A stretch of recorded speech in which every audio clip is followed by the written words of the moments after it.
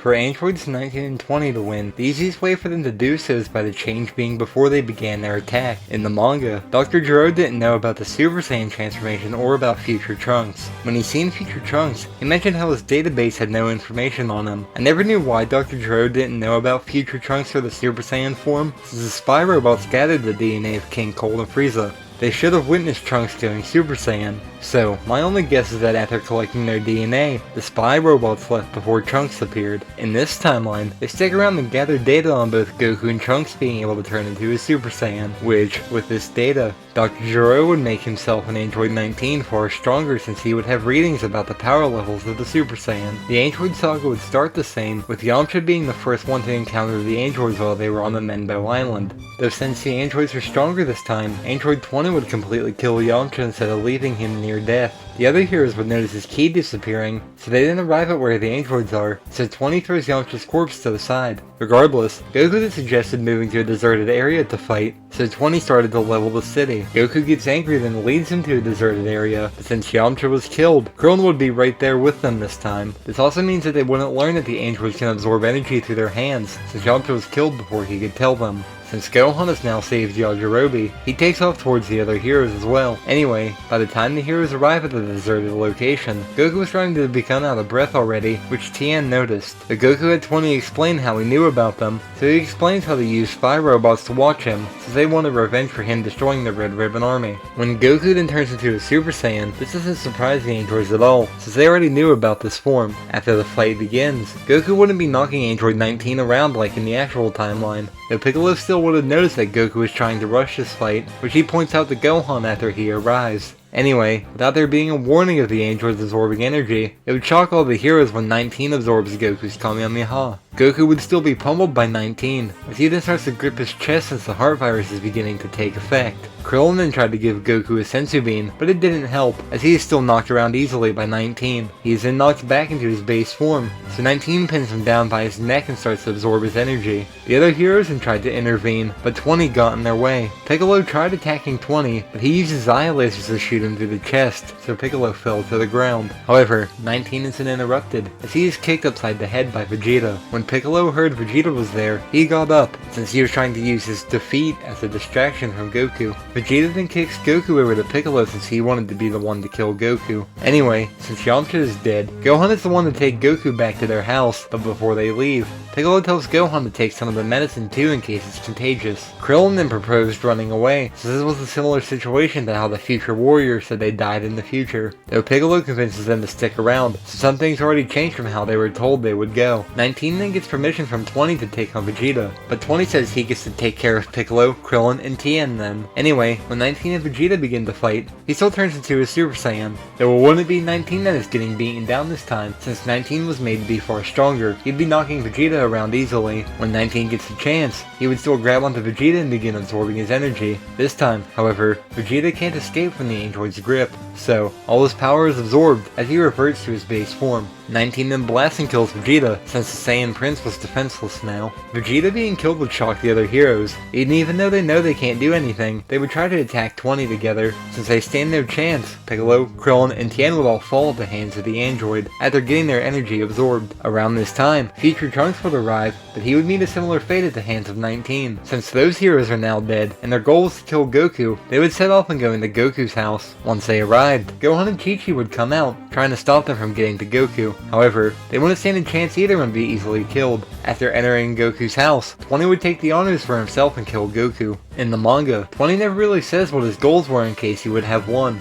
He mentions getting revenge for the Red Ribbon Army, so that gave me some ideas on what they could do. Also, even though it's not canon, at one point in Dragon Ball GT, Gero mentioned that his goal is to completely replace humanity with artificial androids and move the world into a new age of society. So, in this timeline, I'm going to make it a mix of the two options. Instead of making all of humanity into androids, he takes the bodies of the heroes and turns them into androids.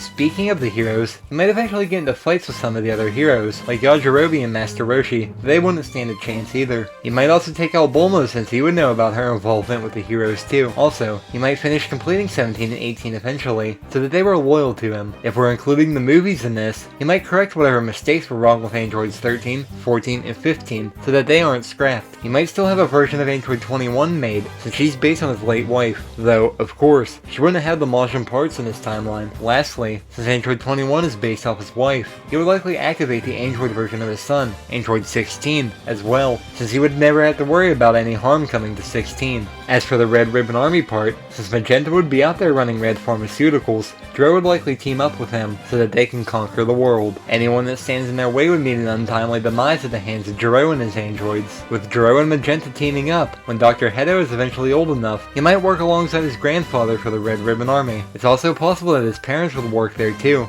since in this timeline, Gero's actions wouldn't have made it difficult for Hedo's parents, mainly since the Red Ribbon Army now rules the world. Regardless, with the resources of the Red Ribbon Army at their disposal, in combination with the intelligence of Dr. Gero and Dr. Hedo, the Android project would continue to improve, so they would be unstoppable.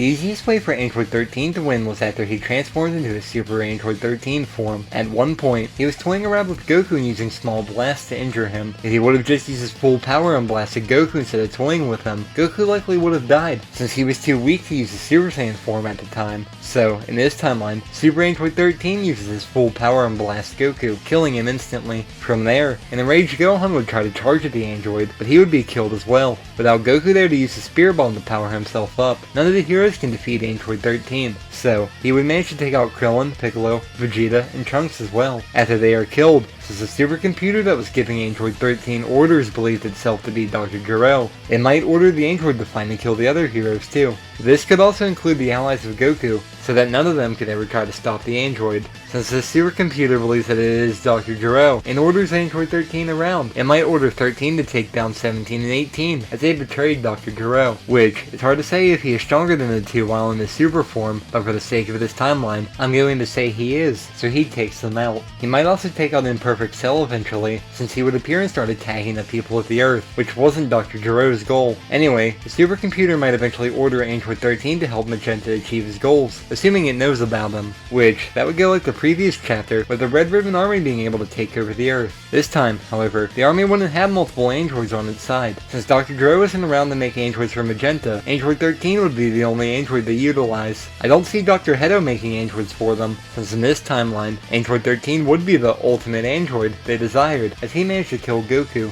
which that's more than enough for them, since none of the Earthlings would be able to challenge the Red Ribbon Army while they have Android 13 on their side.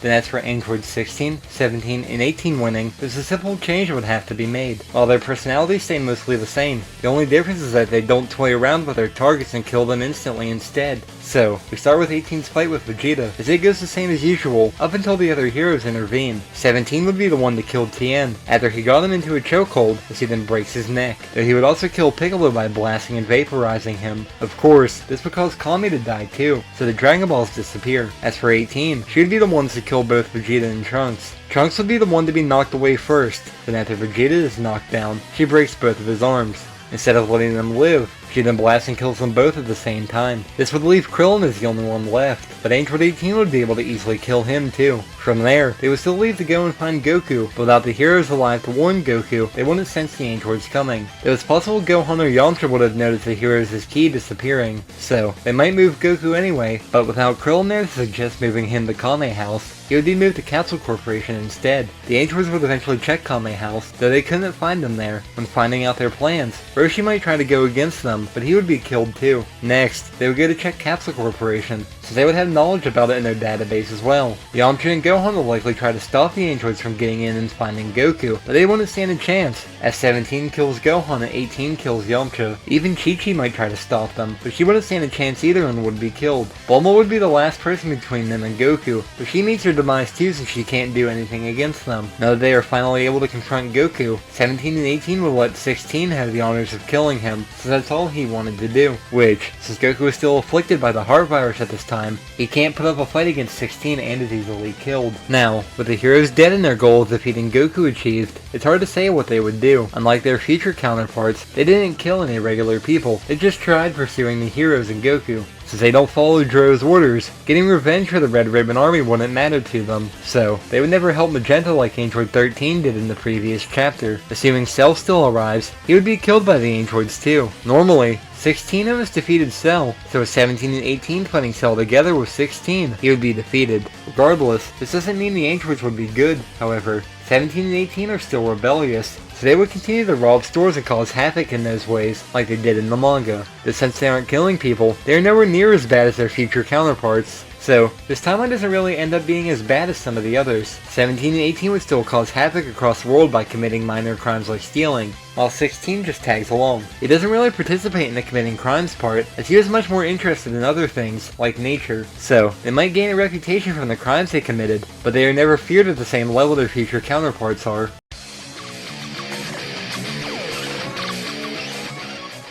In this timeline, it isn't that the future androids won and killed future Trunks, it's just that Trunks died when he was in the past. So, this timeline could work in any of the previous or future chapters where Trunks died while he's in the past. Regardless, Trunks no longer returning, it's likely the androids would notice he stopped coming eventually. While they wouldn't know what happened to him, they figured he died somehow. Of course, without someone challenging them to fights. They would be bored, but they would continue to kill the humans. At this point, it would be age 785, which the Earth would be mostly barren at this point. In the History of Trunks special, it was mentioned that by age 780, about 2/3 of the Earth's population has been killed, which, if they kept killing at the rate they were, about 92% of the Earth's population would have been killed by age 785. Normally, future Cell then appears in age 788, so they continued killing at the rate they were. All the humans would have been killed by the end of age 787. It was likely the rate of them killing humans would have slowed down over time, so they would be far more scattered than they were before. With the remaining humans being in smaller groups, it takes them longer to find them. Regardless, when future Cell does eventually appear in age 788, there wouldn't be many humans, if any, that he could absorb to gain power. We don't know how strong he was in comparison to the future androids, but without him being able to absorb many people, he wouldn't stand a chance against the androids. So, when they are eventually attacked by Cell, the two would team up on him and vaporize them. After this, assuming all the humans aren't killed yet, the androids would likely draw out killing the rest of them for as long as possible. This way, they could continue to have fun playing their game for years to come. So, the world would still be in a state of anarchy and despair while the androids are wreaking havoc across the planet.